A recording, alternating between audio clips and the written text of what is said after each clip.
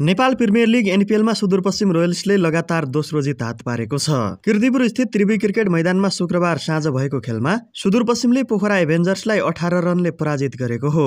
सुदूरपश्चिमले दिएको 194 रनको लक्ष्य पछ्याउने क्रममा पोखराले 8 विकेटको क्षतिमा 175 रन मात्र बनायो। पोखराले लगातार दोस्रो हार बेहोर्दा सुदूरपश्चिमले भने एनपिएलमा लगातार दोस्रो जित निकालेको हो। यो जितसँगै 4 अङ्क बनाएको सुदूरपश्चिम अङ्क तालिकाको शीर्ष स्थानमा उक्लिएको छ। पोखरा भने अङ्क तालिकाको पुछारमा झरेको छ।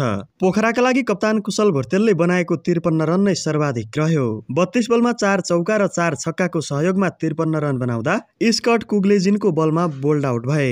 त्यस्तै 25 बलमा 2 चौका र 5 छक्काको सहयोगमा 47 रन बनाएका जिमी निशम दिपेन्द्र ऐरीको बलमा बोल्ड आउट भए। त्यसैगरी डान डाउवेटले 37 रन थपे। उनले 16 बलमा 1 चौका र 5 छक्का प्रहार गरे। पोखराका अन्य ब्याटरले भने दोहोरो अङ्कमा रन बनाउन सकेनन्। सुदूरपश्चिमका हरमित सिंहले 2 विकेट लिए।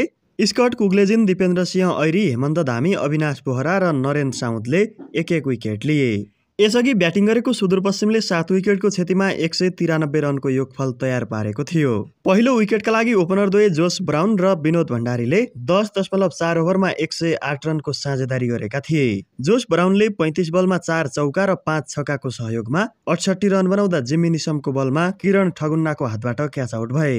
अर्का ओपनर विनोद भण्डारी 42 बलमा 6 चौकाको सहयोगमा 43 रन बनाउँदा आकाश चन्दको बलमा कुशल भुर्तेलको हातबाट क्याच आउट भए।